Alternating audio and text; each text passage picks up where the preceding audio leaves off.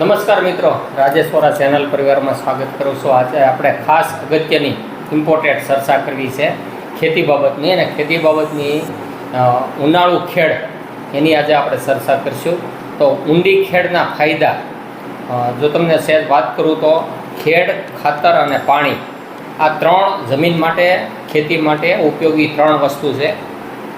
ખેડ, ખાતર અને પાણી આ ત્રણેય બહુ ઇમ્પોર્ટન્ટ વસ્તુ છે। એમાંનું અત્યારના સમયમાં આપણે વાવેતર બધું પૂરું થઈ ગયું છે અને જગ્યા ખાલી પડી છે ખેતરની, અને જમીન તપવા માટે, સારી કરવા માટે ઊંડી ખેડના ફાયદા ઘણા બધા છે। અને ખેડ, ખાતર ને પાણી ધાન્યને લાવે ઢવડીને, એ એક કહેવત મુજબ આપણે યોગ્ય સમયે ખેડ કરવાથી ફાયદા વધુ રહેલા છે।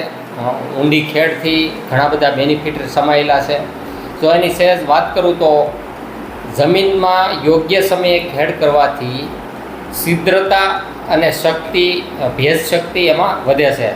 જમીનની ઊંડી ખેડ થયેલી હોય તો એની ભેજ સંગ્રહ શક્તિ વધે, એટલે કે ઓછા પાણીએ પણ ઊંડી ખેડ કરેલી હોય તો એ પાકને ઓછી પાણીની જરૂર રહે છે, કારણ કે ભેજ શક્તિ વધારે હોય છે। ઊંડી ખેડથી જમીનમાં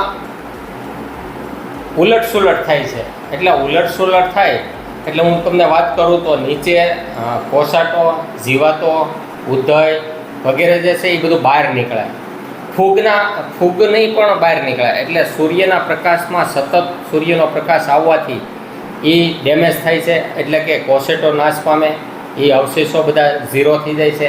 એટલે એક રીતે એ પણ મોટો ફાયદો થાય। એટલે સૂર્યના પ્રકાશમાં જમીન તપવાથી તમામ પ્રકારની જીવાતનો નાશ પામે છે, એટલે કે ખેતીમાં આનો મોટો ફાયદો સમાયેલો છે। એમાં ધ્રેણ છે, કોસેટો, મૂંડા, ફૂગ વગેરે કંટ્રોલમાં આવે છે। હવે ઊંડી ખેડ એ એવા ખેડૂતો માટે છે જેના પાકનો મૂળિયા લાંબા હોય, મોટા હોય, એવા માટે। એટલે દાખલા કે કપાસ, દિવેલા, શેરડી આવા ખેડૂતોએ ખાસ ઊંડી ખેડની આગ્રહ રાખવો જોઈએ। હવે સીસરી ખેડ એટલે કે ઓછી ખેડ કરવી હોય તો એવી જમીન માટે, જેની જમીન ખરાબ છે, આસી છે, એવા લોકોએ સીસરી ખેડ કરવી જોઈએ। આદી જમીન હોય તો સીસરી ખેડ અગત્યની છે। તો મિત્રો, ઊંડી ખેડથી ફાયદામાં નિંદામણ ઓછું થાય છે, કારણ કે ઊંડી ખેડથી જમીનની અંદર જે નિંદામણના જે બી પીડ્યું છે એ બહાર આવશે અને તપશે અને ખરાબ થશે, એટલે એ પણ મોટો ફાયદો રહેલો છે।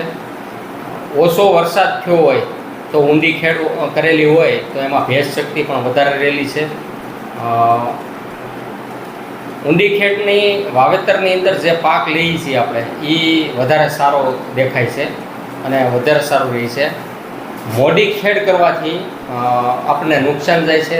એક તો જાણે લેટ, અત્યારના સમય મુજબ આપણે જોઈએ તો અત્યારે આપણે ખેડ ન કરવી અને નજીક ચોમાસું આવી જાય તો ટૂંકા ગાળાની અંદર સૂર્યનો પ્રકાશ પડતો નથી, જમીનની જે પીએચ આંક છે, ફળદ્રુપતા છે, શક્તિ વધારો ન થાય, એટલે છતાં અમુક ખેડૂતને એવું પણ કરવું પડે, દાખલા કે મોડે સુધી વાવેતર હોય, તલનું વાવેતર હોય કે મગનું વાવેતર હોય કે અડદનું વાવેતર હોય તો એવા લોકોને તો સામાન્ય સમય રહે છે।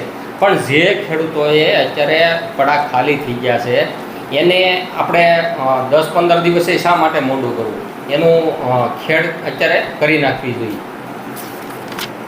તો મિત્રો, આપણે વારંવાર ઊંડી ખેડ કરવાથી પણ ગેરફાયદા છે, એટલે એવું પણ ન કરવું। તો આ ટોપિક આપણો નિંદામણ ન થાય, ફળદ્રુપતા વધે, જમીન તપે, એના માટેનો ઊંડી ખેડ બાબતનો હતો। તો મિત્રો, આપણે ઊંડી ખેડ બાબતની ચર્ચા કરી। હવે તમને સહેજ દાખલા કે ઊંડી ખેડ થઈ ગયેલી હોય અને મોટા ઢેફા હોય તો આપણે ચોમાસું નજીક આવવાનું થાય એની પહેલાં આપણે રોટોવેટર ઘણા ખેડૂતો મારે છે કે એ રોટોવેટરથી જમીનને સમતલ પાછી કરે છે, અથવા તો થાંભલો, નાના ઢેફા હોય તો થાંભલો હાંકે છે। એટલે આ રીતે ઊંડી ખેડ કર્યા પછી રોટાવેટર જેને જરૂરિયાત હોય, કઠણ જમીન હોય, જેના ઢેફા મોટા નીકળતા હોય, અને એવા લોકોએ રોટાવેટર પણ ઉપયોગ કરવો જોઈએ, જેથી કરીને જમીન સમતલ અને સરસ મજાની થાય છે. ધન્યવાદ સાથે રાજેશ વોરા.